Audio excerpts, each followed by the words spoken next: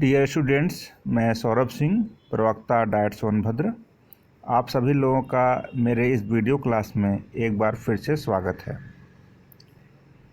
Dear students, पिछली video class में मैंने आपके विज्ञान पाठ्यक्रम के अध्याय पारिस्थितिकी तंत्र या इकोसिस्टम के अंतर्गत पारिस्थितिकी तंत्र के कार्य यानी कि फंक्शंस इन इकोसिस्टम टॉपिक पर चर्चा की थी, जिसके अंतर्गत हमने खाद्य श्रृंखला फूड चेन, खाद्य जाल फूड वेब और ऊर्जा का प्रवाह यानी कि एनर्जी फ्लो बिंदुओं पर चर्चा की थी। आज के इस वीडियो क्लास में मैं पारिस्थितिक पिरामिड या इकोलॉजिकल पिरामिड्स टॉपिक पर चर्चा करूंगा।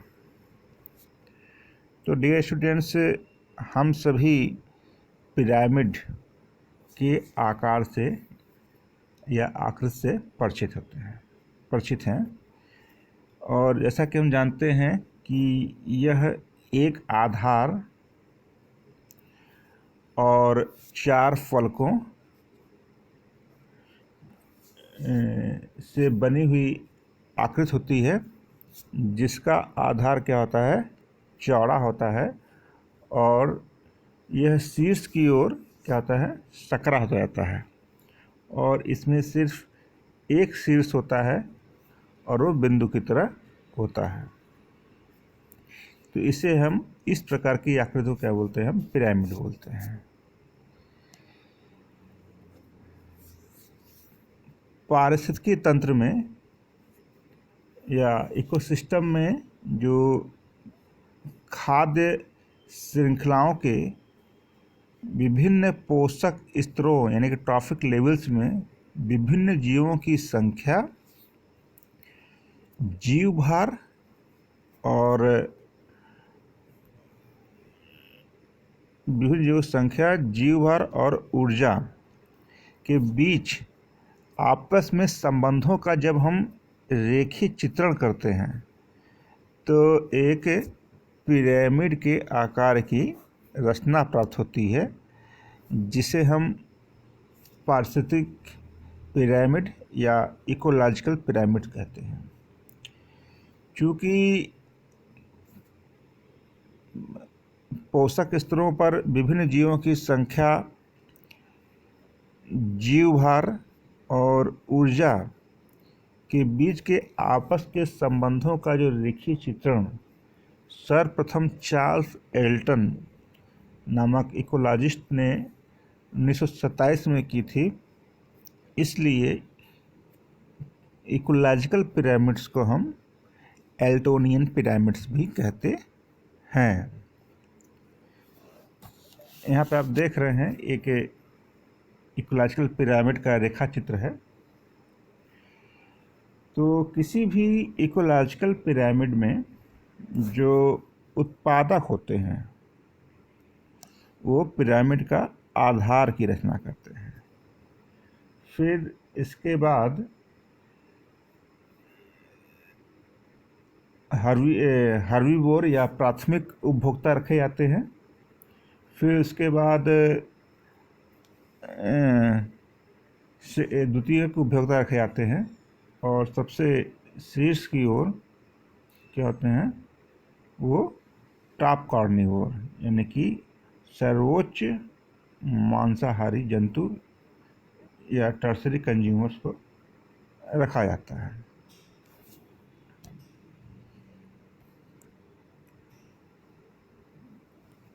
इकोसिस्टम में 3 प्रकार के पिरामिड होते हैं। एक है संख्या का पिरामिड, पिरामिड ऑफ नंबर्स। यह फूड चेन के प्रत्येक ट्रॉफिक लेवल पर जीवों की संख्या को प्रदर्शित करता है। फिर दूसरा होता है पिरामिड ऑफ बायोमास। ये क्या करता है, पारिस्थितिकी तंत्र या कि इकोसिस्टम में जो फूड चेन होता है उसके प्रत्येक ट्रॉफिक लेवल पर, इस ट्रॉफिक लेवल पर जीवों के जीव भार को दर्शाता है। फिर तीसरा प्रकार का जो पिरामिड होता है वो होता है ऊर्जा का पिरामिड या पिरामिड ऑफ एनर्जी, और यह खाद्य श्रृंखला के प्रत्येक पोषण स्तर पर ऊर्जा की कुल मात्रा को दर्शाता है। अब हम एक एक करके तीनों प्रकार की पिरामिड्स की थोड़ा विस्तृत चर्चा करेंगे। तो सबसे पहला है संख्या का पिरामिड। और जैसे कि हमने बताया कि ये जो संख्या का पिरामिड होता है यह खाद्य श्रृंखला के प्रत्येक पोषण स्तर पर, यानी कि उत्पादक, प्राथमिक उपभोक्ता, द्वितीयक उपभोक्ता और तृतीयक उपभोक्ता, इन स्तरों पर जीवों की संख्या को प्रदर्शित करता है। और यहाँ पे एक खास बात ध्यान रखने की है कि टेरेस्ट्रियल इकोसिस्टम जैसे घास का मैदान, जंगल, समुद्र और इसी प्रकार से तालाब के परितंत्र में जो जब इन परितंत्रों के इन इकोसिस्टम्स को लेते हैं तो इनमें जो संख्या का पिरामिड होता है वो सीधा होता है। और जब हम किसी वृक्ष को एज ए इकोसिस्टम की तरह लेते हैं तो इसमें क्या होता है, संख्या का पिरामिड उल्टा होता है।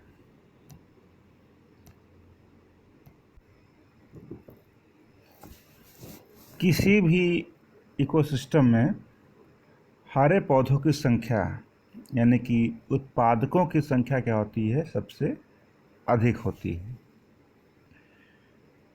फिर प्राथमिक उपभोक्ता यानी कि जो शाकाहारी होते हैं, शाकाहारी जंतु होते हैं, इनकी संख्या क्या होती है, उत्पादकों से कम होती है। तथा द्वितीय उपभोक्ता यानी कि मांसाहारी जंतु जो कि शाकाहारी जीवों पर निर्भर होते हैं, इनकी संख्या क्या होती है, प्राथमिक उपभोक्ताओं यानी कि शाकाहारियों से कम होती है। इसी प्रकार से अन्य उपभोक्ताओं की भी संख्या क्या होती है, प्रत्येक उच्च पोषण स्तर पर कम होती जाती है। यदि सभी पोषण स्तरों के सभी जीवों की संख्या को चित्र द्वारा प्रदर्शित करते हैं तो एक सीधा पिरामिड बनता है। यहाँ बन रहा है सीधा पिरामिड। यहाँ प्राथमिक, यहाँ पर देख रहे हैं उत्पादक लेवल पर जो जीवों की संख्या है, फिर प्राथमिक उपभोक्ता स्तर पर जीवों की संख्या है, जो द्वितीय उपभोक्ता यानी कि मांसाहारी जीवों की जो संख्या है, और जो टॉप उपभोक्ता है, सर्वोच्च उपभोक्ता है यानी कि टॉप कार्निवोर है, उस इन पोषक स्तरों पर जीवों की संख्या का जब हम एक रेखा चित्र खींच रहे हैं तो एक पिरामिड की आकृति प्राप्त होती है, जिसका आधार क्या होते हैं, उत्पादक बना रहे हैं, तथा शीर्ष क्या है, उच्च उपभोक्ता या टॉप कार्निवोर बना रहा है। तो इस रचना को हम क्या बोलते हैं, पिरामिड ऑफ नंबर्स। ठीक है। तो जैसा कि हमने बताया कि पारिस्थितिक तंत्र जैसे घास का मैदान, यानी कि ग्रासलैंड और जंगल, समुद्र, तालाब आदि परतंत्र में क्या होता है, संख्या का पिरामिड सीधा होता है। जैसे यदि हम घास का मैदान के इकोसिस्टम को लें या किसी फसल या खेत को यदि हम पारितंत्र या इकोसिस्टम लें, तो उसमें क्या होता है कि हरे पौधे जो होते हैं, यानी कि जो उत्पादक होते हैं, उनकी संख्या सबसे अधिक होती है। और इनको ये है ना, और इनको खाने वाले प्रथम उपभोक्ता यानी कि शाकाहारी जंतु जैसे चूहा हो गया, खरगोश हो गया, कीड़े मकोड़े हो गए, इनकी संख्या क्या होती है, उत्पादकों यानी कि पौधों से कम होती है, जैसा आपने देखा ही होगा। इसी प्रकार से द्वितीय उपभोक्ता, ये क्या सेकेंडरी कंज्यूमर्स, जो कि मांसाहारी होते हैं, जैसे कि मेढक, सियार, भेड़ियों की संख्या क्या होती है, शाकाहारी जंतुओं से क्या होती है, और भी कम होती है। और जो सर्वोच्च मांसाहारी यानी कि जो तृतीय उपभोक्ता है, जैसे कि शेर हो गया, बाज हो गया, इसकी संख्या क्या होती है, इनकी संख्या सबसे कम होती है। और जब इन संख्याओं के आधार पर जब हम एक रेखा चित्र खींचते हैं, तो हमें क्या होता है, एक सीधा पिरामिड प्राप्त होता है। और इस प्रकार से हम कह सकते हैं कि घास का मैदान हो या खेत हो, इसका जो इस पारतंत्र में जो कहते हैं पिरामिड ऑफ नंबर होता है, वो कहते हैं सीधा होता है। इसी तरह से हम जब एक तालाब के पारतंत्र को लेते हैं, तो इस पारतंत्र में क्या होते हैं, उत्पादक जो होते हैं,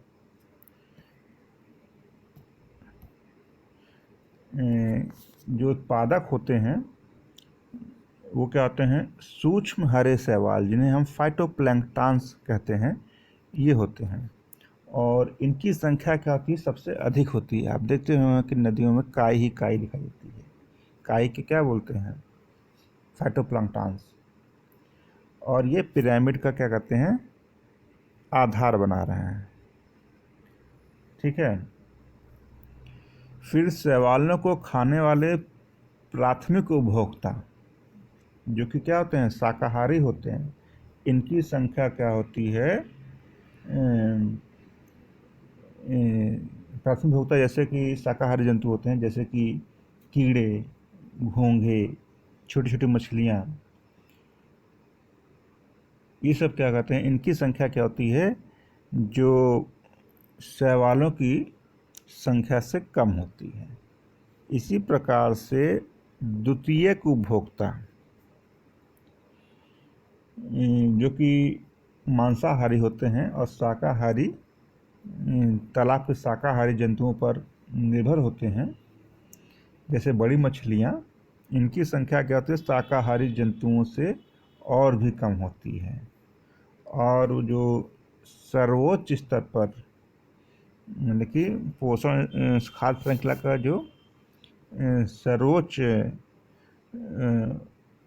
उपभोक्ता स्तर है, यानी कि वो तृतीयक उपभोक्ता, इनमें क्या होता है, मांसाहारी जंतु होते हैं, जैसे कि बड़ी मछली होती है कोई, या सारस होता है, या बगला होता है, जो कि द्वितीयक उपभोक्ता यानी कि मांसाहारी जंतुओं जैसे कि मछलियों पर भोजन के लिए निर्भर रहते हैं, इनकी संख्या क्या होती है, सबसे कम होती है। और जब हम इन संख्याओं को रेखाचित्र के रूप में प्रदर्शित करते हैं, तो हमें एक सीधा पिरामिड की प्राप्त होती है। और इसी प्रकार से यदि हम एक पेड़ को, यदि हम एक पेड़ को क्या करें कि एज ए इकोसिस्टम की तरह लें, तो क्या कहते हैं कि इसमें हम ये देखते हैं कि जो उत्पादक होता है, जो कि एक अकेला पेड़ होता है, क्योंकि हम वृक्ष को ही ले रहे हैं एज इकोसिस्टम, तो यहाँ उत्पादक क्या है, एक पेड़ हुआ। और पेड़ के फलों को खाने वाले चिड़ियों की संख्या क्या होती है, इस पेड़ से की संख्या से क्या होती है, ज़्यादा होती है। और इन चिड़ियों के शरीर से खून चूसने वाले कीड़ों की संख्या कहती है, इन कीड़ों की संख्या क्या चिड़ियों से ज़्यादा होती है। यानी कि द्वितीयक उपभोक्ता सेकंड ट्रॉफिक लेवल के जंतुओं की संख्या क्या होती है, फर्स्ट ट्रॉफिक लेवल के जंतुओं से ज़्यादा होती है। तो इस प्रकार से यदि हम वृक्ष के पारतंत्र में जीवों की संख्या का एक हम रेखा चित्र खींचें, जिसमें आधार पर क्या हो, उत्पादक हो, जैसे कि एक पेड़, और शीर्ष पर क्या हो, उपभोक्ता हो, इनकी संख्या ज़्यादा है। तो इससे जो हम एक चित्र खींचते हैं तो हमें एक पिरामिड के आकार की संरचना प्राप्त होती है, जो कि उल्टा पिरामिड होता है। तो इस प्रकार से वृक्ष पारतंत्र का जो संख्या की पिरामिड होता है वो क्या होता है, उल्टा होता है। अब हम चर्चा करेंगे जीव भार का पिरामिड या पिरामिड ऑफ बायोमास। जैसा कि हमने पहले बताया कि यह खाद्य श्रृंखला के पोषण स्तर पर जो जीव पाए जाते हैं उनके जीव भारों को ये प्रदर्शित करता है। और बायोमास क्या होता है, किसी भी जीव का ताज़ा या यानी कि फ्रेश या शुष्क यानी कि ड्राई भार को हम क्या बोलते हैं, जीव भार या बायोमास कहते हैं। और इसको हम ग्राम प्रति एकांक क्षेत्रफल या किलोग्राम प्रति एकांक क्षेत्रफल से व्यक्त करते हैं। जैसे 50 किलो प्रति मीटर स्क्वायर या 500 किलो प्रति किलोमीटर स्क्वायर। तो ये जीव भार मापने का क्या है, यूनिट है। और जब हम स्थलीय पारितंत्र यानी कि किसी ग्रासलैंड या खेत आदि को हम पारितंत्र के रूप में लेते हैं, तो उसका जो पिरामिड ऑफ बायोमास सीधा होता है। इसी प्रकार से वृक्ष को हम एज ए पारितंत्र लेते हैं तो पिरामिड ऑफ बायोमास वो भी सीधा होता है। परंतु जब हम कोई जलीय पारितंत्र जैसे समुद्र का पारितंत्र लें या किसी तालाब का या किसी झील का पारितंत्र लें, तो यहाँ पे जो पिरामिड ऑफ बायोमास होता है, जीव भार का जो पिरामिड होता है, वो क्या होता है, उल्टा होता है। तो जैसे कि हम कोई स्थलीय इकोसिस्टम लें, जैसे कि कोई घास का मैदान या कोई फसल लें, तो उसमें जो उस उत्पादक स्तर पर क्या होते हैं, पौधे होते हैं। यदि इनका हम प्रति एकांक क्षेत्रफल में पाए जाने वाले जीवों का भार लें तो क्या होता है, तो प्राथमिक उत्पादक स्तर पर सभी पौधों का जो कुल भार होता है क्या सबसे अधिक पाया जाता है। उससे कम क्या होता है, प्रथम उपभोक्ता स्तर के सभी जंतु यानी शाकाहारी जंतुओं का, फिर सब इससे कम क्या होता है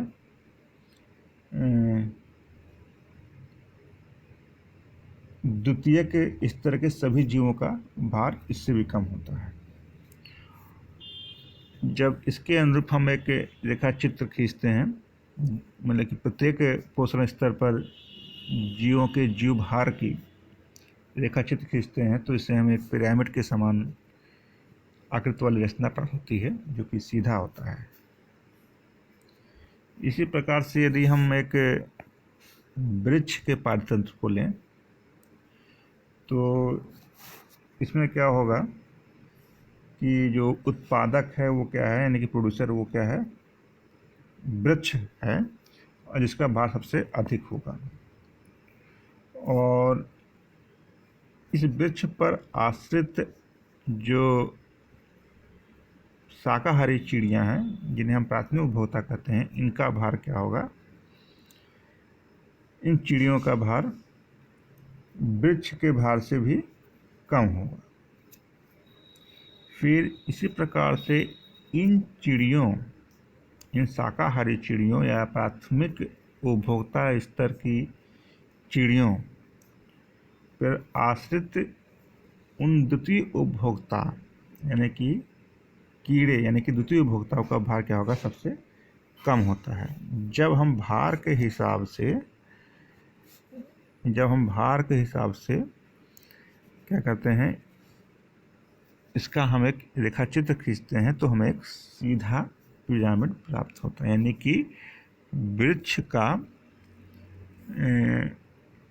में क्या जब संख्या का पिरामिड होता है क्या उल्टा होता है, परंतु जीव भार का पिरामिड क्या होता है, वो सीधा होता है। ये है एक टेरेस्ट्रियल इकोसिस्टम यानी कि स्थलीय प्राकृतिक तंत्र, जैसे कि घास के मैदान या खेत कोई होता है। तो इसमें देख रहे हैं कि आधार पर जो उत्पादक पाए जाते हैं उनका भार क्या होता है, सबसे अधिक होता है, 1000 किलोमीटर पर किलोमीटर स्क्वायर हो सकता है, मीटर स्क्वायर हो सकता है। फिर शाकाहारी जंतु जो कि प्राथमिक उपभोक्ता उत्पादक होते हैं और ये खुद प्राथमिक उपभोक्ता स्तर होते हैं, इनका भार क्या होता है, इससे भी कम होता है। इसी प्रकार से जो प्राथमिक सेकेंडरी कंज्यूमर हैं उनका भार शाकाहारियों से क्या होता है, कम होता है, और जो टॉप लेवल पर जो है मांसाहारी जंतु है उसका भार क्या होता है, सबसे कम होता है। और जिसको जब हम एक रेखा चित्र में खींचते हैं तो एक क्या होता है, सीधा पिरामिड प्राप्त होता है। ये है वृक्ष का, देख रहे हैं कि वृक्ष का क्या है, सबसे भार ज़्यादा है। फिर उस पर आश्रित जो कीड़े हैं उनका भार उससे कम है। तो ये क्या है, वृक्ष के बायोमास का जीव भार का पिरामिड है। इसी प्रकार से हम जीव भार का पिरामिड जब हम किसी एक्वेटिक इकोसिस्टम या जलीय परितंत्र का देखते हैं तो ये क्या होता है, जैसे हम तालाब या समुद्र में क्या होता है, प्रत्येक पोषण स्तर के जीवों के जीव भार को देखें तो यहाँ पे क्या होता है, जो पिरामिड होता है वो उल्टा बनता है, इन्वर्स बनता है, क्योंकि प्रत्येक पोषण स्तर पर जीवों की संख्या घटने पर क्या होता है, जीवों का भार बढ़ता जाता है। तो यदि हम तालाब के पारितंत्र को देखें तो उसमें जो सभी शैवाल हैं या और अन्य प्रोड्यूसर हैं यानी कि उत्पादक हैं का भार क्या होता है, प्रति किलोमीटर स्क्वायर में द्रव्यमान जो होता है उसको भार बोलते हैं, का भार क्या होता है, सबसे कम होता है। ठीक है। यहाँ पे जो ये प्रोड्यूसर्स हैं, जो ब्लू ग्रीन एल्गी हैं, हरे शैवाल हैं, इन सब का भार क्या होता है, सबसे कम होता है। परंतु जब हम शाकाहारी स्तर या प्राथमिक उपभोक्ता स्तर पर आते हैं, इस पर जो जीव पाए जा रहे हैं, इनका जो जीव भार होता है वो प्राथमिक उपभोक्ता यानी कि उत्पादकों से अधिक होता है। और जो इसके ऊपर जो इस खाद्य श्रृंखला में जो मांसाहारी जंतु हैं या जो द्वितीयक उपभोक्ता हैं, इनका क्या भार क्या होता है, यानी कि जो बड़ी मछलियाँ होता है, यानी कि द्वितीयक उपभोक्ता, इनका भार क्या होता है, शाकाहारी मछलियों से अधिक होता है। तो इस प्रकार से जब हम तालाब के पारतंत्र में विभिन्न पोषण स्तर पर प्रथम उत्पादक, प्रथम उपभोक्ता, द्वितीय उपभोक्ता, इन स्तरों पर जब हम पाए वाले जीवों के जीव भार का एक रेखा चित्र के रूप में प्रदर्शित करते हैं, तो हमें क्या होता है, एक इन्वर्टेड पिरामिड यानी कि उल्टा पिरामिड प्राप्त होता है। तो इस प्रकार से हमने देखा कि जलीय परितंत्र में जीव भार का पिरामिड उल्टा होता है, जबकि स्थलीय पारितंत्र और वृक्ष के पारितंत्र में जो पिरामिड ऑफ बायोमास होता है वो क्या होता है, सीधा होता है। अब हम चर्चा करेंगे ऊर्जा के पिरामिड या पिरामिड ऑफ एनर्जी।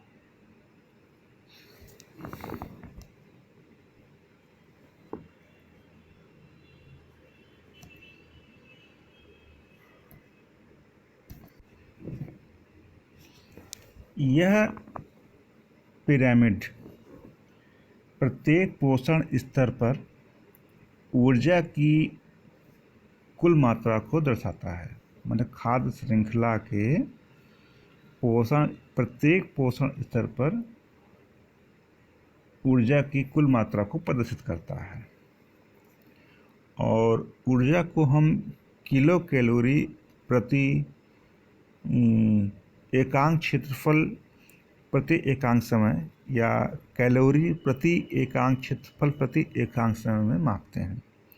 उदाहरण के लिए किसी झील में उत्पादकों की ऊर्जा क्या है, मतलब कि 1 मीटर स्क्वायर में जो जंतु पाए जाते हैं उनमें जो उपस्थित ऊर्जा है वो क्या है, 25,080 किलो कैलोरी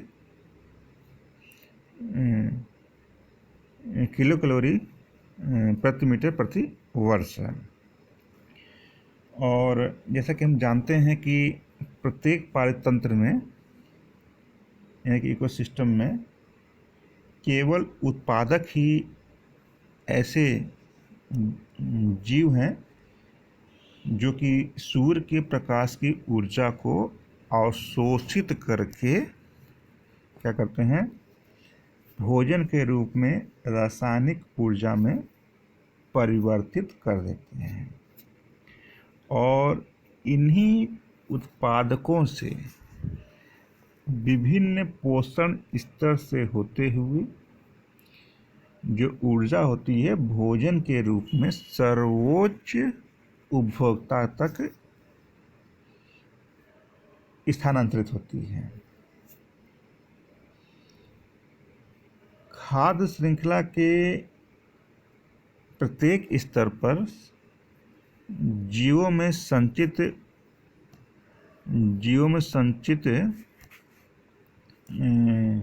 ऊर्जा का लगभग 90% हिस्सा क्या आता है, वो ऊष्मा के रूप में और विभिन्न जीवों के विभिन्न जैव क्रियाओं के संपन्न करने में ही समाप्त हो जाता है। शेष बचा जो 10% होता है, शेष बचा जो 10% होता है वही क्या होता है, जीवों के शरीर के निर्माण में काम आता है।